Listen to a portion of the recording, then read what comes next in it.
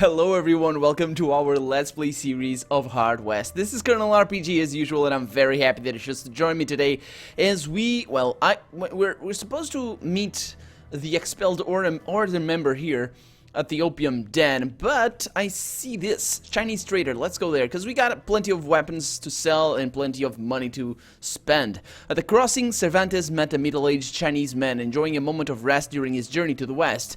The man was friendly and polite, offering his wares to the Inquisitor. Let's do that. Okay, so I'm gonna sell you my crappy weapons, and you have money to pay for them? You do. He sells interesting stuff, but not that interesting. I mean, causes damage over time, caught in the blast. Let's see, nail bomb does damage, so I'm gonna go for a couple of nail bombs, because these are pretty good. These are very, very nice. So I'm just gonna go there, and here we go. Ka-ching! In between episodes, I took the time to distribute my new weapons, and everybody should have. There's a sign. Rosario here now has the Judicator, and I think that is that. Although we could go to the gunsmith and buy some nice weapons. What do you guys think? I'm not sure why we have so much money.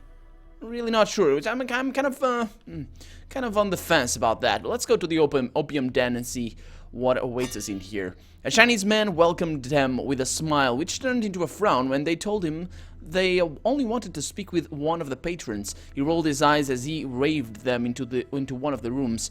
Perez knew these places and was unfazed. Sister Isa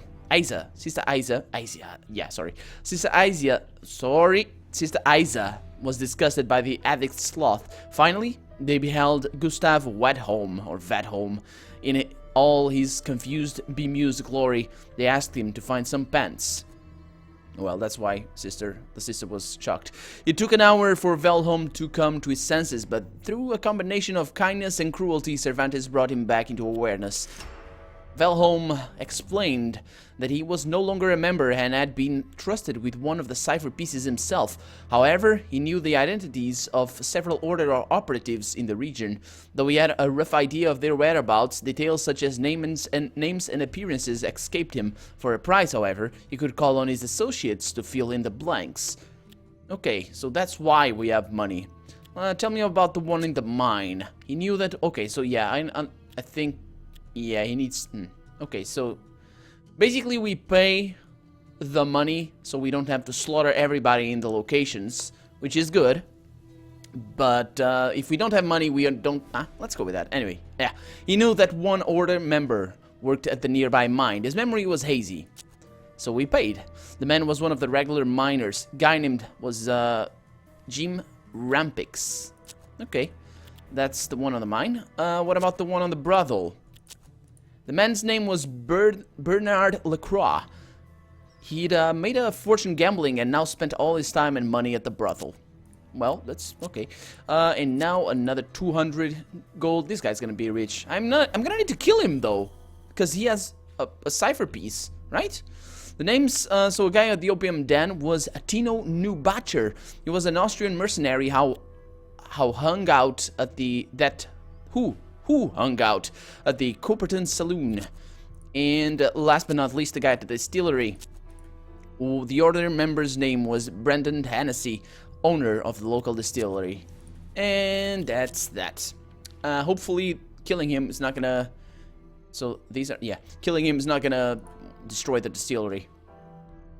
They came to the Brendan Hennessy distillery. The brand was well known in that region and beyond for its remarkable flavor. The Grand Inquisitor had reason to believe it sheltered a member of the order. Using the information, we killed the order member. Cervantes surprised Hennessy and tied him up. Then he climbed with him onto a catwalk and attracted the attention of the workers below. He told them that their boss was the high priest of a cult of devil worshippers. Worse, he had been cheating them and on their paychecks, using the extra using the extra cash to pay for his dark rituals. He said if the man were truly good, he would resist the flames. If not, he would burn. Little did the workers know that Cervantes had soaked Hennessy's clothes in alcohol. The flames that spread across his body immediately as the workers sheared. Cervantes let the man die, twisting and flailing in the flames, rather than put him out of his misery. When the fire went out, he recovered a cipher piece. And bear in mind, I think, because I've been trying to understand exactly what we are doing here. I think these guys are good men. I think they're good men. I'm pretty sure they are, because the Lear, all he wanted really, I mean, he wasn't a very good man most of the time, but what they are trying to do is prevent, I'm not really sure, I think they are trying to prevent the escape of madness because of the meteor, and this guy, I think he's working for the devil. We'll see about that. But let's see, that's one cipher remaining, that's 3 ciphers remaining, that's 1 down. The Cooperton Saloon was a typical Western saloon full of strong drinks, stone-faced poker players, and women of ill repute. Among their number lay a member of the order. Cervantes stormed into the saloon and accused New Batcher of spying for the Austro-Hungarian Empire to prepare for an invasion for his emperor. While most had never heard of the place, they were quick to beat the life out of the man. Cervantes demanded that the traitor bodies be burned to ashes, and the crowd was more than happy to oblige, passing jugs of whiskey as the pyre's flames lit the night. When they disappeared, the Inquisitor recovered the cipher piece and rode off. What's the name of this mine, by the way? Devil Banner's Mine. Okay. Dozens of men worked in this mine, which supplied iron to the entire region. One of its workers was a member of the order. Cervantes went to the mine foreman, Michael Chaffin, and told him about the demon worshipper in their midst. Horrified, the foreman asked who it could be. Cervantes said he felt awful disclosing the man's name. The foreman begged him. Finally, Cervantes relented and told the foreman it was Rapkins. The foreman said they should bury Rapkins alive. Cervantes told him he would need access to the body afterwards for purification. So it was then that the miners bound Rapkins and shoved dynamite down his throat. They cheered as they detonated him, and Cervantes saw the glint of the cipher piece as it flew across the torch-lit cavern. He recovered it and made his exit, the shearing of the man at his back. Man, that was brutal death right there. The brothel was owned by Madame Kimberly Hosmer, a respected philanthropist who ran a reputable shop. Someone here was a member of the order, whether one of the patrons or the women. Simply slaughtering them would surely gain Cervantes new enemies. Okay, let's use the information that we have. The order in the area was dead, but the cipher was still incomplete. The Inquisitor hoped that Vedholm had more information to offer. Yeah, it's missing the centerpiece or something? Yeah, I wasn't paying attention to that. Cervantes entered the establishment and confronted Madame Hosmer when he proclaimed that Bernard Lacroix had been worshipping evil Indian spirits. The man was defenestrated without delay.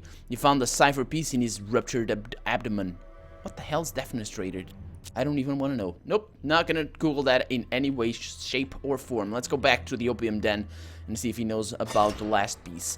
When they revisited the den, they found Vedholm sleeping, his hands folded on his chest, clutching an envelope addressed to the Grand Inquisitor. The message was from a woman named Cassandra, who said she was being held prisoner at an abandoned mine. He said the clairvoyant was there too, along with many of the Order members, and provided copious information about the compound. The letter from a supposed ally was an interesting turn of events. However, the motivations of the sender were a mystery. Cassandra. Cervantes hoped to finally deal with the clairvoyant, who remained a thorn in his side. Yeah, Cassandra. Not really sure I remember her name. Let's buy some stuff though. Let's see. I want to buy this thing because it's pretty good. Yeah, I'm gonna buy one of these. I am gonna buy I want to buy anything damage. Snake leather boots. I'm probably gonna buy that. That's my +1 damage, right? I'm gonna buy that one. And man, this is, what the hell? The amount of damage these things do, it's just unbelievable, really.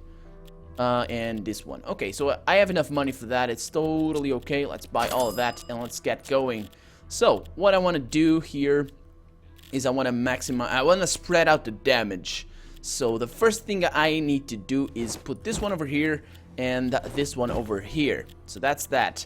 Now for you got a pretty cool weapon there. So I think you're gonna take that one.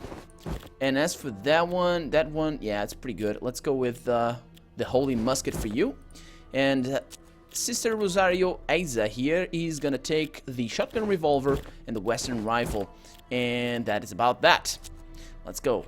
Let us go, guys. We're gonna attack the abandoned mine and kill whoever is in there. The mine looked abandoned, but Cervantes knew it was a secret base for the Order. According to the letter, the clairvoyant and his prisoner were there. Cervantes felt uneasy, worried that it might be a trap. Still, it was their only lead. The letter helped them plan their attack. They could strike when fewer men were at the compound, or wait until the arrival of a convoy, when there would be more men, but they could use the wagons as cover. Okay, I wasn't given a choice there, but that's fine. We're good to go. I've already done all my preparations. The old mine would soon become the clairvoyant's tomb. It would. Indeed, the abandoned mine was not so abandoned. As they reached the compound, they instantly saw armed men. They suspected their new friend was locked up in the shed. New friend, huh? Okay, and we have a setup thingy. That's good. That's good. So I could go there. I think I could. Let's do that. So where the hell's the rest of the guys? Oh, there they are. Okay, so let's go through this side of things. Let's take cover there. Hopefully nobody's in there. There's a guy there. Okay, so that's fine. Sister, what the hell are you doing all the way over there? Why did they split up? Okay, so you stay there. Sister, you come here. It's fine. It's fine. Don't worry. Yeah, we need to be careful of our shadows. But I think this guy, let's see where this guy's looking. This guy's not looking at anybody. Okay, well, if that's the case, let me just go ahead and open the door there. So I want the sister to be right by my side. That's fine. Come on, camera.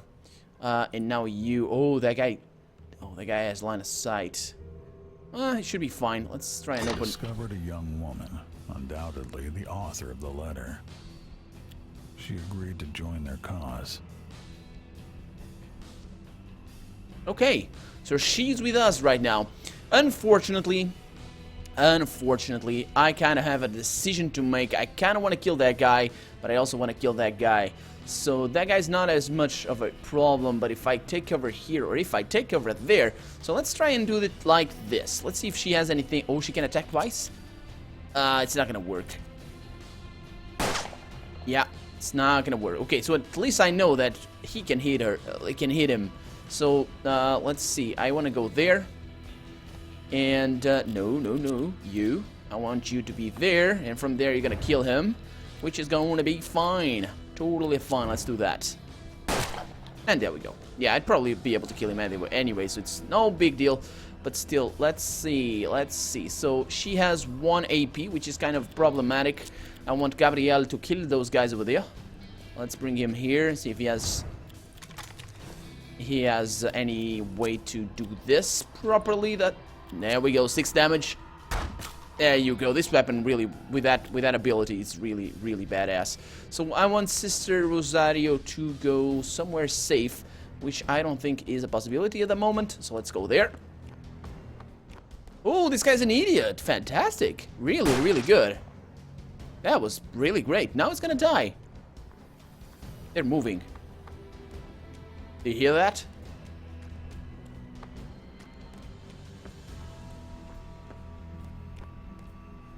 Somewhere. I don't see them, but it's fine. Okay, so what do I want to do? I really wanted to take cover there, but of course that's not gonna happen. So what I want to do really is I want yeah, that might be a good idea. Let's go there and shoot him from here with the shotgun. And there we go. And now he's gonna be free. No, that's not what I want. He's gonna be free to move wherever I need him to move. That's good, that's good. Okay, so from here, do we have line of sight on anybody? I don't think we do. Pretty sure there's nobody around, so let's take cover there. There's a guy there. We knew about him, didn't we? No, we didn't. We knew about a guy that was there, but besides that. Okay, so let's send Cassandra up ahead to try and scout.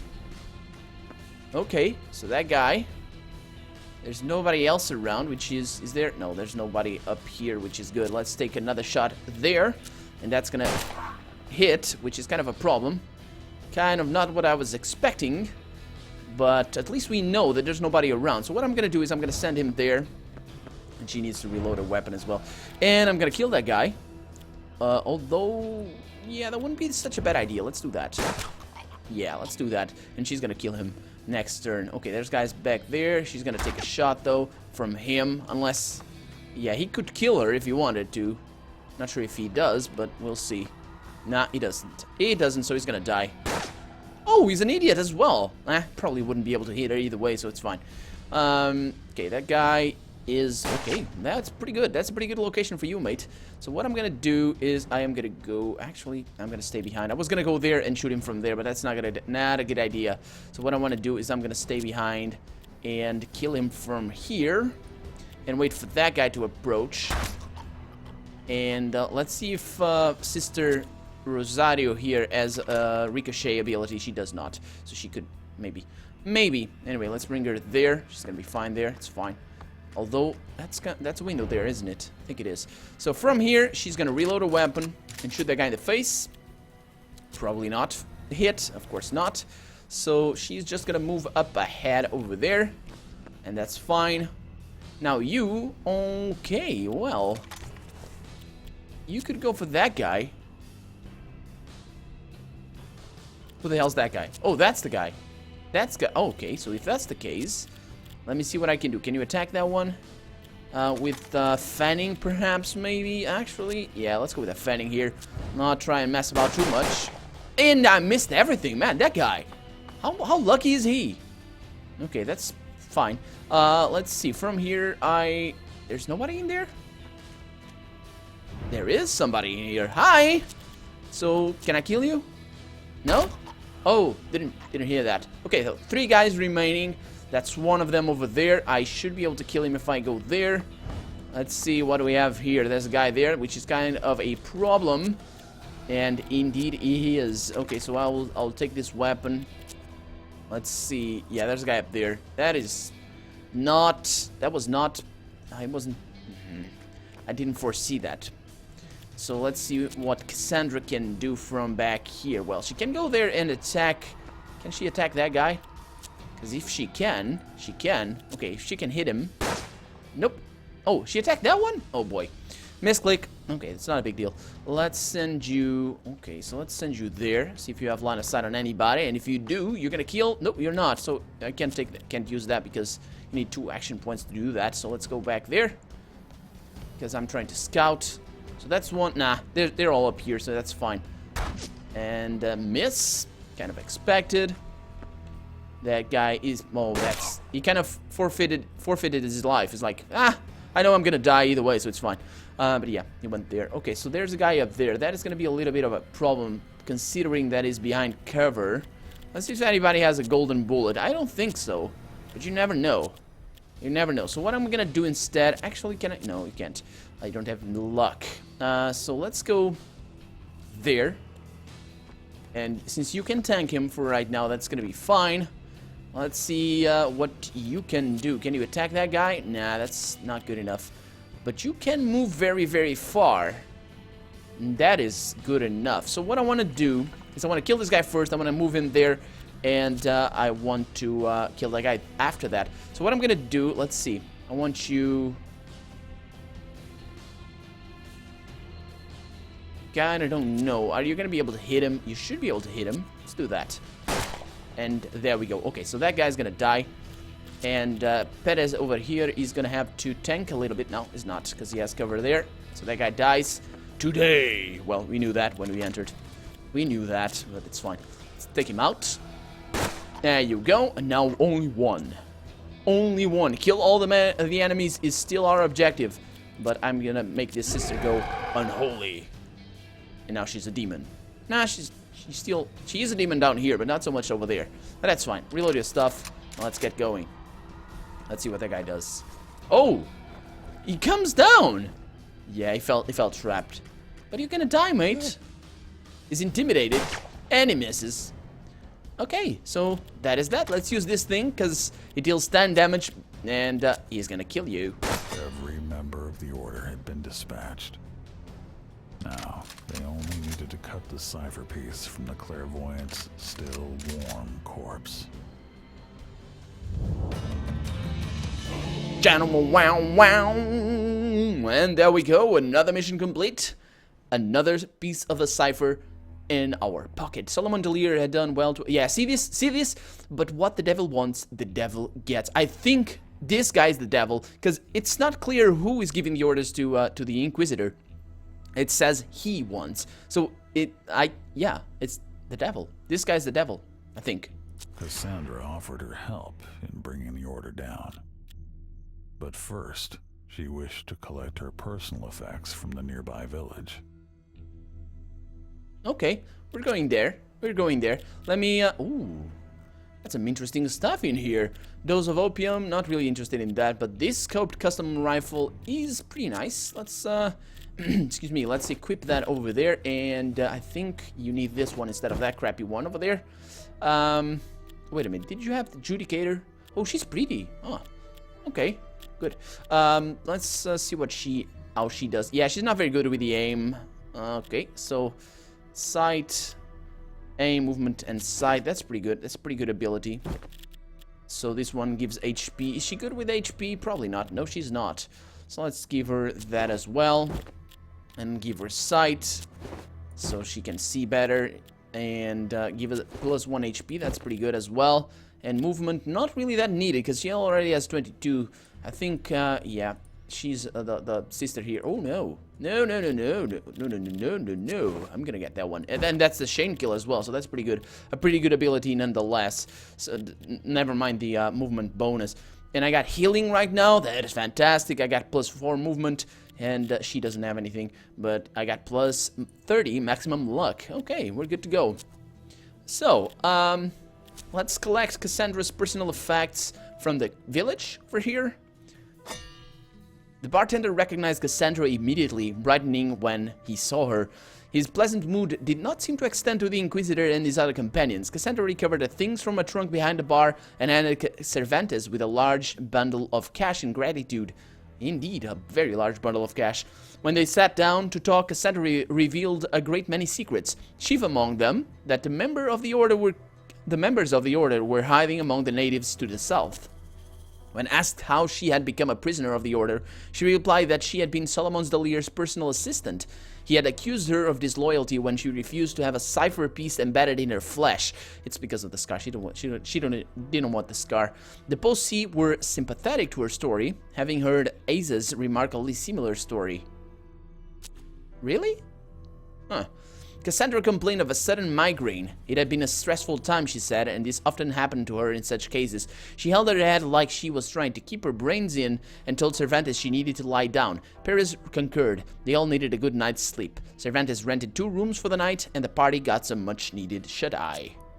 In the morning, Cassandra was gone, leaving only a note. In it, she begged them to forgive her decision and forget she ever existed. She said she bore no ill will. Cervantes, Cervantes, for his part, was furious. He now understood that Cassandra had been the clairvoyant all along. He threw the note in the fire and ordered Paris to hunt her down, if it took the rest of his life. The lieutenant was surprised by the ferocity Cervantes showed, as well as the swiftness of the decision. But he knew what must be done and left immediately. Together, Cervantes and Aza continued the quest for the last piece of the cipher. Cervantes wondered if sending Perez after Cassandra was the best course of action.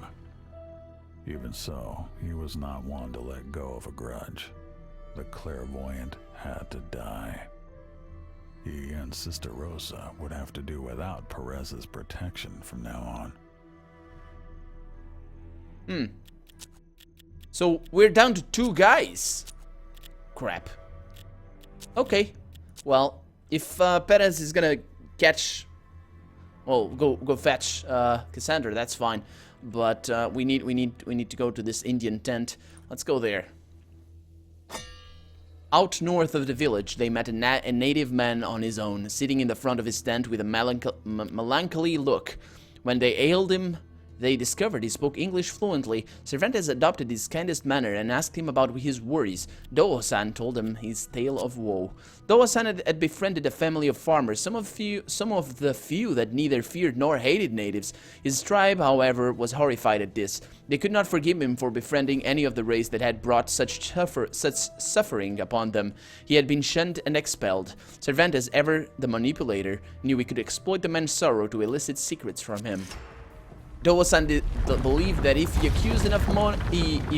accumulated enough money, he would be accepted among the white people. He also said he knew of several other members in the area and that he was aware of the metal piece in their flesh.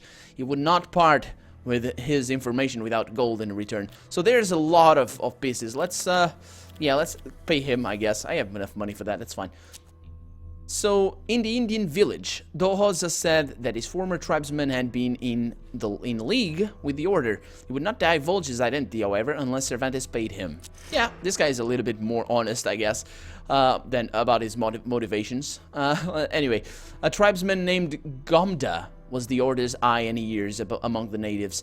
Having never dealt with Dohoza's people, Cervantes asked him what would make his people turn on one another. Dohoza handed Cervantes a pendant. It was one of several items he had stolen from his tribe when he left. He had hoped to trade these items for money. Cervantes figured out the rest. Okay, so the smuggler's cave. South of the village, there was a cave by the river where white smugglers traded forbidden goods with both Europeans and natives. One of the smugglers was a member of the Order. Dohoza would identify him in exchange for money. The Order's member's name was Jack Weinberg. He would be found in the smuggler's den. Okay, what about the trade post? One Order member worked at the nearby trading post. Dohoza revealed that the Order member of the trading post was named Roger Matthews. And that's that. That's that. Man.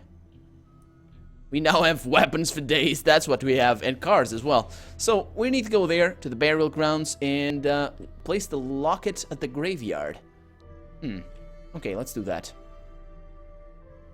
The burial grounds were a large field of graves with a magnificent mystical tree at its center. Tranquility hung like mist in the air. They raided the graves and placed the locket. Yeah, these guys are not nice. Haza was reluctant to desecrate the graves, but sly Cervantes convinced her that since they were pagan graves, the normal rules did not apply. After several hours, they had dug up most of the graves, collecting many valuables in the process. Cervantes then dropped the locket in a slightly out of the way spot, as though it had accidentally been dropped there. Okay, and now, let's frame the native. It was a peaceful, seemingly idyllic village. The natives tolerated the presence of the white folk, but watched their every step. Cervantes felt they would not hesitate to strike them down should the need arise. And let's use the information to kill the other guy. Cervantes asked the chief Setangia and was granted an audience. Asked to see the chief. Setangia listened patiently as the Inquisitor spun his tale. Cervantes told how he came upon one of Setangia's tribesmen desecrating native graves. Setangia was enraged by these allegations and sent several men to inspect the burial grounds. When they returned, they confirmed the claims Cervantes had made. Worse still, they found Gomda's pendant there. There could be little doubt if it had been his doing. Setangia wanted to exile Gomda, but Cervantes convinced him the only true punishment for this heinous crime was immolation. Gomda remained proud and solemn as he burned, staring at Cervantes in silence until his flesh was blackened and he saw no more. When the cipher piece fell from his belly, Cervantes said it had driven Gomda to commit the atrocities. He picked it up as they recoiled, promising the natives he would not destroy it for them. He would destroy it for them. As he rode away, the natives thanked Cervantes with prodigious prostrations and gestures of respect. Prodigious prostrations. Oh boy, that sounds a little bit dirty. But anyway, we got another piece of the cipher. Apparently, oh, that's right, because this works. Yeah, we need a lot more, I suppose, because there's in the opening cinematic we saw a bunch. Yeah, there's gonna be at least another one. Another session of killing Order members after this one. At the beginning I thought it was 7, but it turns out I was wrong. Yeah. But anyway, that's gonna be it for this episode. I am Colonel RPG, and this has been Hard West. I really hope you've enjoyed it, and if you did, go ahead and leave a comment, like the video, but above all, thank you so much for watching, and I'll see you next episode. Bye bye!